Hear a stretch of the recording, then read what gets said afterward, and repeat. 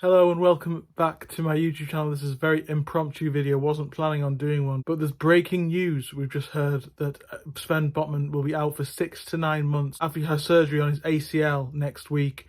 He picked the injury up against Manchester City, walked down the tunnel after coming off at the Etihad Stadium in defeat in the FA Cup at the weekend. This is a fresh injury, apparently, to the same knee that he was out injured with back in September. He picked it up against Brentford in the win. Played on for a couple of games, including at Sheffield United, where he actually scored a goal. And then he was out for a few weeks, and there was he sort of disappeared, and lots of debates about where he was. And he was one of those injuries where the return date kept moving. Eddie Howe was constantly saying that he could be back, and then he wasn't.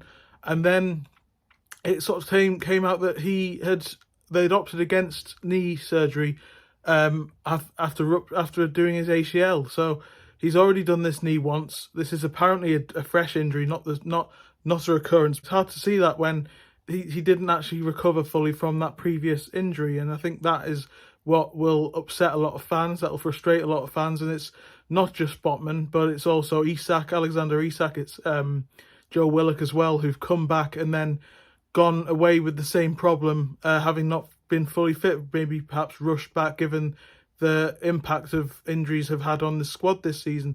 You've got to have a certain amount of sympathy with Eddie Howe and the club with the amount of players that have been out, but when they are doing that, it's very difficult to understand the rationale, because they haven't really benefited from Sven Botman coming back and playing in the sort of 15, 16 games that he's played between returning and this injury, this fresh injury, or this recurrence, if you like.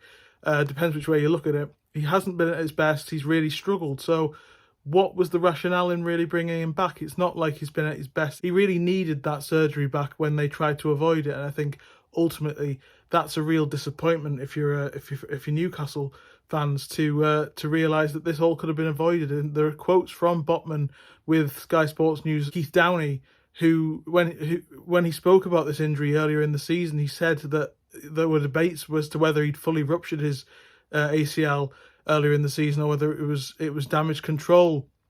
If there's any debate, you've simply got to act in the right way. You can't run off an ACL injury. It's one of the, if not the most damaging injury you can get in football, certainly regularly. And absolutely, Newcastle have paid the price for taking a risk that's backfired. And I think ultimately now we know it's actually been made way worse, because at the time Botman said that he was risking 9 months out back in September, October.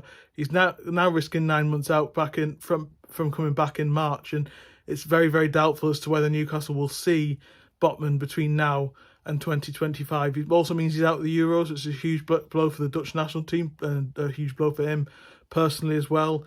This is one of those moments where I think everybody's got to take a bit of collective responsibility, and it's very, very difficult, as I say, in a season where Newcastle have garnered a lot of sympathy for the number of injuries they've had and the length of injuries that they've had to key players. We're talking about Botman earlier in the season, as we mentioned. That's the thing, he was also out for weeks when really he should have probably just had the surgery, because he missed so much that there's been no benefit from him coming back early and having also missed all those games earlier in the season.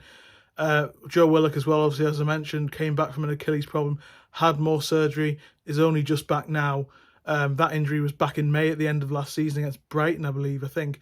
And Joe Linton as well, and his calf injury that he picked up against Sunderland is going to keep him out to the end of the season. So that's 3 long-term injuries. Then you look at Alexander Isak, who's had a groin problem for the majority of this season, on and off.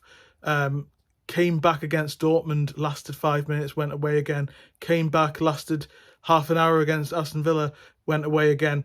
It's not been long term, but it's been niggling and been consistently there, and that's kind of frustrated a lot of people. And when these things are recurringly happening, it's very, very difficult to see what the rationale is. If you're backing Jamal Lascelles as your captain and you're giving him a new contract, then you should trust him enough to come in and play instead of Botman for those games. And when he did play earlier in the season, he did very well, I thought. You can bring Dan Burn inside to play a more natural centre-back position. We've seen the constant debate about Burns' form at left back. He would certainly suit playing left centre back with Cher on the right. That's a natural replacement. That wasn't an option with Lewis Hall possibly coming in playing at left back. Tino Livramento could have played left back. It's very, very difficult to have much sympathy for Newcastle with this, because there have been plenty of options across the board to replace Sven Botman in this situation. And as I say, if he'd had the surgery back in September, Newcastle would have missed him for the majority of this season. But there would have been light at the end of the tunnel with the end of the season coming. He would have been back for pre-season. Now that seems to be very, very unlikely, given that it's 6 to 9 months. So it could be 6 months, but it could also be up to 9 months. So there is a debate as to whether we'll see Newcastle. Well, he'll be seen till after Christmas, and that is an absolutely huge blow. And I think I said this on the True Faith review of the Man City game at the weekend. Newcastle just lacked the ability to get any momentum, and that sort of really helped pile on with mental fatigue as well as physical fatigue. Lots of people talked about physical fatigue all season, but I think mental fatigue comes from that inability to get any sort of consistency and momentum. The thing that they had in droves last season, the same team played a lot of games. Botman barely missed a game last season, and he was a Rolls Royce of a defender. I hate that cliche, but that's the best way to describe him. He has played like one of the best centre-backs Newcastle fans have ever seen in his first 18 months or first year at the club. The last few games that he's played since returning from injury haven't been good, but we've got a response now. We've got an understanding now as to why that is. I think it's very, very difficult to understand how this can be a different injury, not a recurrence of an injury that never really got healed in the first place, and that's ultimately where some responsibility lies. We've seen with countless other players that this has been a problem this season. And yeah, there's plenty of injuries that Newcastle have had to deal with. Understandably, that's going to cause problems. And you can understand the desperation to get these key players back, because Newcastle's spine of the team is so much stronger than the rest of it. You know, if you look at that spine of the team from Nick Pope, who I haven't even mentioned, who's been out for months as well. Kieran Trippier's out at the moment. Botman, Bruno Guimaraes, Joe Linton, and Anthony Gordon, and probably then Alexander Isak. There's a core of a team that is ready for the Champions League and can compete in the Champions League. The rest of the players around them, that's where the quality is perhaps dipping. Players who were last season playing around them, those players, have had to step up and take the forefront. And I think that's been a factor in why Newcastle's results have struggled, apart from also the fact that they've had no consistency. As I mentioned, they've had no opportunity to relax into the season almost. There's always been something to cause problems, some issue to deal with all season, and that's going to cause a lot of problems mentally as well as it is physically. But Newcastle have caused their own downfall. There should have been absolutely no debate about Botman's surgery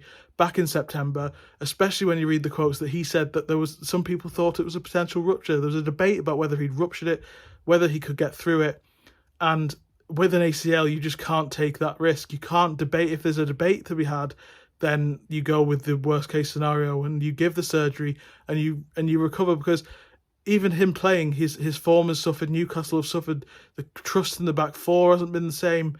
No good has come from Botman playing in these last few weeks, and I think it's really, really difficult to understand why Botman's been playing for so many games when really he should have been on the sidelines recovering from the initial ACL injury, not this recurrence or fresh ACL injury as Newcastle have put out today. He walked past us all in the mixed zone quite freely. It didn't occur to me that there was a serious injury when we saw him on Saturday night at the Etihad, but with ACL injuries, they're quite innocuous. They're very serious injuries, but you don't often need aid to walk with them. So it's very, as I say, it's very innocuous. But yeah, this is a huge blow for Newcastle, and one that could have been completely avoided. Thank you very much for joining me on this video. It was a very impromptu video. I didn't expect to be filming one, but it's hugely bad breaking news for Newcastle. And yes, no Sven Botman for the next 6 to 9 months, and that could have real repercussions for the summer. It could have real repercussions for the way Newcastle do business. Certainly real repercussions for Botman and Holland in the Euros as well.